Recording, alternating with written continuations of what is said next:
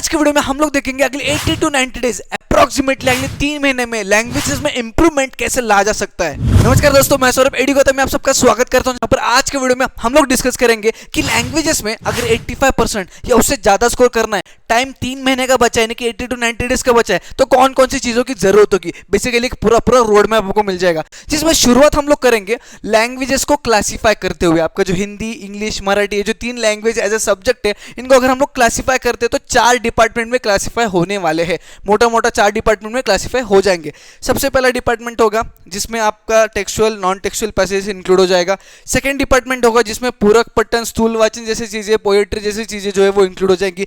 तीसरा डिपार्टमेंट सबसे important department होगा राइटिंग स्किल का, and fourth department will be grammar and vocabulary का।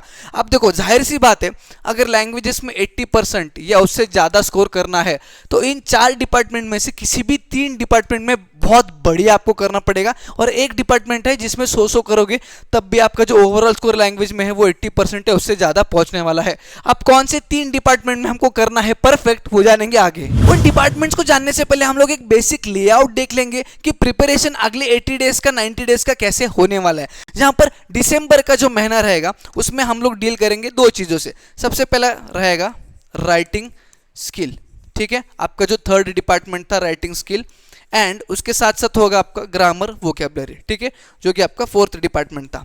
उसके बाद जनवरी में हम लोग डील करेंगे textual and non textual passages से, ठीक है, साथ ही साथ पोएट्री से डील करेंगे, और साथ ही साथ जो स्थूल वाचन और पूरक पठन जो बचा हुआ है पार्ट, इसके अंडर ये आने वाला है, उन सारे चीज़ों को डील करेंगे, ठीक है।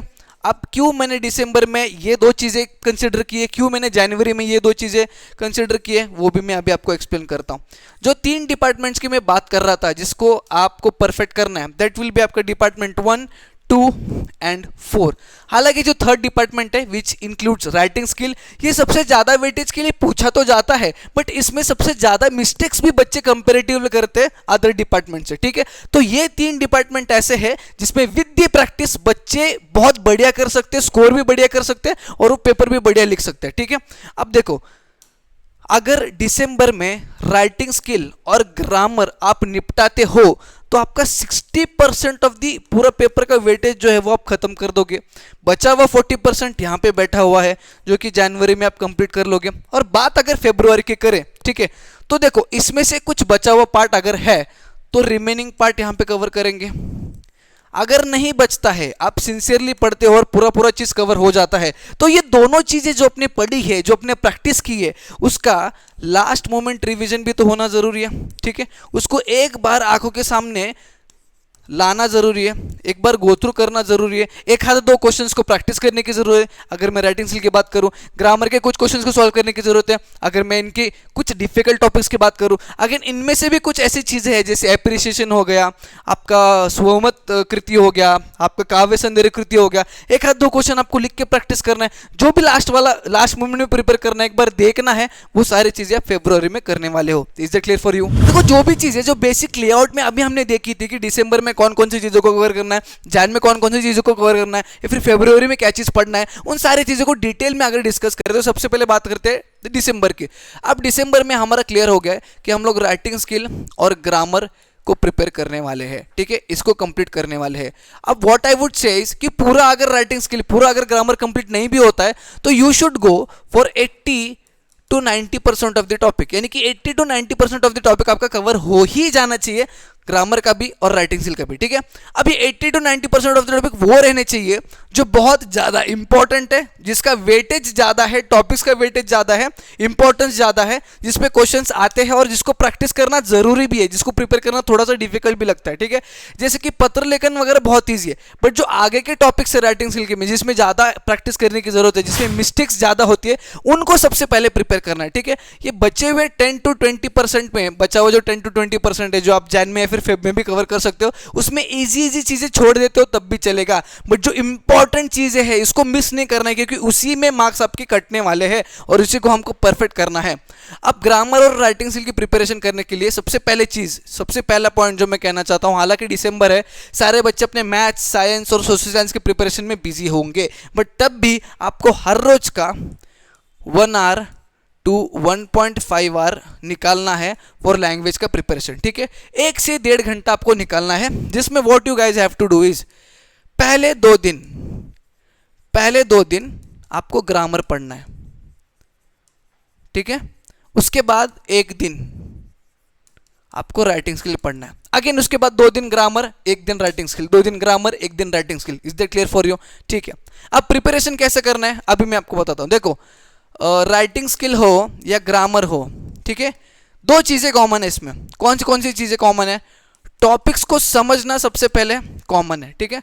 वाई? बिकॉज ग्रामर के जितने भी टॉपिक्स आपके एग्जाम्स में पूछे जा रहे हैं, जब तक आप हर एक टॉपिक को समझते नहीं हो तब तक उन टॉपिक्स के बेस पे क्वेश्चंस जो पूछे जाते हैं उसको सही से सॉल्व नहीं कर पाओगे, इसलिए वहां पर भी टॉपिक को समझना जरूरी है।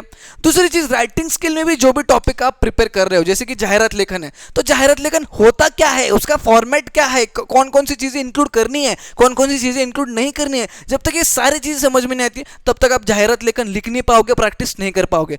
तो समझना इस सबसे पहला पार्ट जो कि दोनों में कॉमन है। उसके बाद दूसरी चीज जो कॉमन है दैट इज प्रैक्टिस करना, ठीक है। क्या प्रैक्टिस करना? प्रैक्टिस इन द क्वेश्चंस, उन टॉपिक्स के बेस पे क्वेश्चंस को प्रैक्टिस करना दोनों चीजों में कॉमन है। अब यहां पर भी हम लोग टाइम को डिनोट करेंगे। 1 से 1.5 घंटा जो हर रोज देने वाले हो राइटिंग स्किल और ग्रामर के लिए, उसमें से 60% of the 60% of the time आप टॉपिक्स को समझने के लिए दोगे और 40% ऑफ द टाइम आप उनको प्रैक्टिस करने के लिए दोगे, ठीक है। 60% ऑफ द टाइम टॉपिक्स को समझने के लिए, 40% ऑफ द टाइम प्रैक्टिस करने के लिए। फॉर एग्जांपल जाहिरात लेखन है, तो जाहिरात लेखन है क्या, उसको समझने के लिए, उसको फॉर्मेट को समझने के लिए, एक सॉल्व एग्जांपल देख के लिखने के लिए जिससे अंदाज आ जाएगा कि किस प्रकार से लिखा जाता है, ये सारी चीजें करने के लिए 1 से 1.5 घंटे का 60% टाइम आपको इन्वेस्ट करना है। बचे हुए 40% में आपको उसके बेस पे क्वेश्चंस को सॉल्व करना है। सेम गोज फॉर ग्रामर, किसी भी टॉपिक को आप पढ़ रहे हो तो उसको समझने के लिए अगर आप गूगल के आर्टिकल्स की, किसी बुक की या फिर यूट्यूब वीडियो लेक्चर्स की मदद ले रहे हो तो ये सारी चीजें समझने के लिए आपको 60% टाइम देना है, 40% जो है वो क्वेश्चंस को प्रैक्टिस करने के लिए देना है। Is that clear for you? बात करें जनवरी की, तो जनवरी में आपको पता है क्या चीज प्रिपेयर करना है। बचा हुआ जितना भी पार्ट है जिसमें आपका textual passage, non textual passage, ठीक है, पोएट्री, उसके बाद पूरक पठन वगैरह वगैरह जो है वो सारी चीज़ें आप जनवरी में कंप्लीट करने वाले हो। बट जनवरी आपके लिए एक बहुत क्रूशियल पीरियड रहने वाला है। वाई? बिकॉज जनवरी में बहुत सारे इवेंट्स हो रहे होते हैं, जैसे कि आपके प्री बोर्ड एग्जाम्स आएंगे, जैसे कि आपको सैम्पल पेपर अगर सॉल्व करना है तो वो भी इसी जनवरी में करना है, क्योंकि फरवरी में तो लास्ट मोमेंट प्रिपरेशन, मतलब लास्ट मोमेंट रिविजन होगा, बोर्ड एग्जाम्स की शुरुआत हो जाएगी। उसके बाद आपका हिंदी उसके बाद मैथ्स, साइंस और एसएसटी, ये जो main subjects according to you the main subject जो है उनका रिविजन भी करना होता है, उनके पेपर्स को सॉल्व भी करना होता है, प्रैक्टिस करने के लिए बहुत सारी चीजें होती है, प्रैक्टिकल्स भी होते हैं। तो ये सारे चीजों के अंतर्गत हर रोज के बेसिस पे लैंग्वेज को प्रिपेयर करने के लिए टाइम निकालना is impossible. So what I would suggest कि हर अल्टरनेट डे आप लैंग्वेज को डिनोट कर दो, और हर अल्टरनेट डे भी 1 से 1.5 घंटा एज यूजुअल 1 से 1.5 घंटा आपको टाइम जो है डिनोट करना है लैंग्वेज के लिए, ठीक है। अब देखो जो भी बचा हुआ पार्ट है ना, textual passages, non textual passages, poetry के क्वेश्चंस, स्थूल वाचन के क्वेश्चंस, पूरक पठन के क्वेश्चंस, ये सारे के सारे टाइप ऑफ जो टॉपिक्स है इनमें परफेक्ट करना है तो मल्टीपल क्वेश्चंस को सॉल्व करना है, बस एक ही चीज है, ठीक है। अब आपके पास टाइम नहीं है सारे चैप्टर्स बैठ के पढ़ो, सारे उसके बाद पोएम्स बैठ के पढ़ो, उनको समझो, फिर क्या दिया है क्या नहीं दिया है, वो सारे चीज करने के लिए आपके पास टाइम नहीं बचा है। 30 दिन जनवरी के आपके पास बचे हैं, उसमें से भी 15 दिन आप बस प्रिपेयर करने वाले हो। तो इन 15 डेज में what you guys have to do is, देखो एक जो most likely type of books होते हैं या फिर जो डाइजेस्ट आपके पास अवेलेबल है अलग अलग पब्लिकेशन के, दोनों टाइप ऑफ बुक्स में सारे क्वेश्चंस, ये जो टाइप ऑफ क्वेश्चंस पूछे जाते हैं ना, सारे टाइप ऑफ क्वेश्चन जो बोर्ड एग्जाम से पूछे जाते हैं उसी टाइप ऑफ क्वेश्चंस प्रैक्टिस करने के लिए इन बुक्स में अवेलेबल है। आपको बस उन बुक्स को परचेस करना है। अब लास्ट मोमेंट है, अब ये नहीं कहना कि सर परचेस करूं या नहीं करूं, महंगा या सस्ता है, नहीं, सस्ते ही मटेरियल है, आपको परचेस करना है। And what you have to do is you have to practice the questions, ठीक है।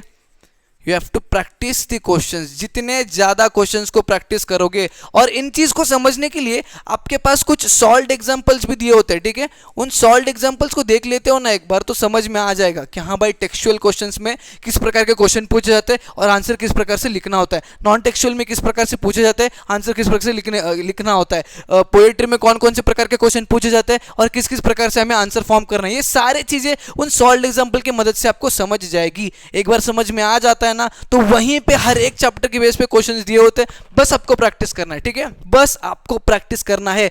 जितना ज्यादा इसकी प्रैक्टिस करोगे, मैं कह रहा हूं, उतना ज्यादा आप का कॉन्फिडेंस बढ़ेगा। जितना ज्यादा कॉन्फिडेंस बढ़ेगा उतना बढ़िया पेपर लिख के आओगे और उतना बढ़िया स्कोर आपका आने वाला है।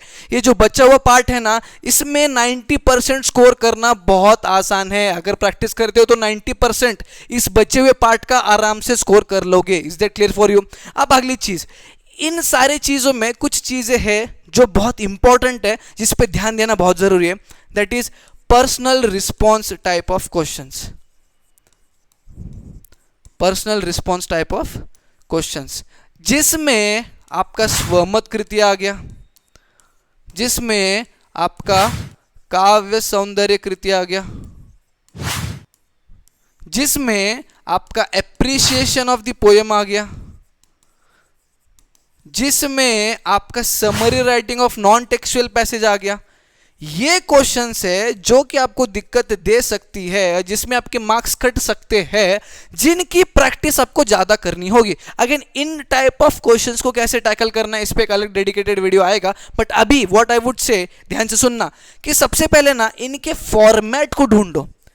वो आंसर पढ़ते ही आपको समझ में आ जाएगा कि फॉर्मेट क्या है। अपने ओन वर्ड्स में डिराइव कर लो। जैसे कि एक स्वमत कृति देख लो, उसको पढ़ो, अच्छे से पढ़ो, और अपने ओन वर्ड्स में, मराठी हो, हिंदी हो, इंग्लिश हो, एक फॉर्मेट क्रिएट करो कि हाँ भाई स्वमत में ये चीजें मेंशन करनी होती है और इतने चीजों को इतने इतने वर्ड्स में मेंशन करना होता है। काव्य सौंदर्य में इतने चीजें मेंशन करनी होती है, इतने फॉर्मेट, इस फॉर्मेट में मेंशन करना होता है, इतने वर्ड्स में मेंशन करना होता है।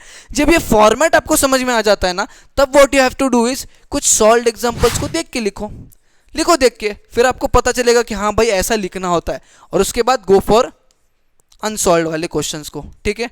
और जैसे मैंने आपको राइटिंग स्किल में कहा था, फॉर्मेट समझने के बाद जितना ज़्यादा आप क्वेश्चंस को प्रैक्टिस करोगे उतना बेहतर आप बनोगे। इन द सिमिलर वे ये जो टाइप ऑफ क्वेश्चन है, इनमें जितना ज़्यादा प्रैक्टिस करोगे उतना ज़्यादा परफेक्ट बनोगे। और प्रैक्टिस करने से पहले उनके फॉर्मेट को समझना जरूरी है। Is that clear for you? अब लास्ट में फरवरी के जो 15-20 डेज बचते, 15 डेज या फिर 20 डेज जो बचते हैं, 15 to 20 डेज जो बचते हैं फरवरी में, इस 15 to 20 डेज में उन सारे टॉपिक्स को या फिर उन सारे क्वेश्चंस को हम लोग हाथ लगाएंगे जिसमें इम्प्रूवमेंट की ज़रूरत है, जिसमें इम्प्रूवमेंट की ज़रूरत है, ठीक है। जैसे एप्रिसिएशन ऑफ द पोएम हो गया, अभी मैंने आपको बताया। स्वमत कृति, काव्य सौंदर्य कृति प्रिपेयर तो कर लिया है, बट एग्जाम से पहले एक बार देखना जरूरी है, एक हाथ दो क्वेश्चन को सॉल्व करना जरूरी है, ताकि वो फ्रेश ब्रेन में बैठा रहे। इसलिए वो जो इंप्रूवमेंट की जरूरत है ना, उन सारे टॉपिक्स को या फिर क्वेश्चंस को हाथ लगाएंगे, ठीक है।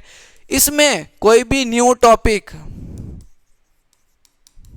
या फिर न्यू क्वेश्चन को हाथ लगाना नहीं है। समझो जितने भी टॉपिक्स आपके सिलेबस में हैं, उसमें से कुछ टॉपिक आपने छोड़ दिया, आपको नहीं हो रहा है प्रिपरेशन, ठीक है, आपने छोड़ दिया, एलिमिनेट कर दिए। वो बचे हुए टॉपिक्स जो छोड़ दिए, उनको फरवरी के मंथ में बिल्कुल भी हाथ नहीं लगाना है। और कोई आपका दोस्त कलीग आके बोलता है कि हाँ भाई ये क्वेश्चन कर ले, ये कल बोर्ड में आएगा, और वो क्वेश्चन अगर आपको थोड़ा सा अतरंगी या डिफरेंट लग रहा है, तो बिल्कुल उसको हाथ नहीं लगाना है। जितना आपने प्रिपेयर किया है बस उसी को ग्राइंड करते रहिएगा, उसी को लास्ट मोमेंट में एक बार देखते रहिएगा, रिवीजन करते रहिएगा, आपका पेपर बढ़िया हो जाएगा।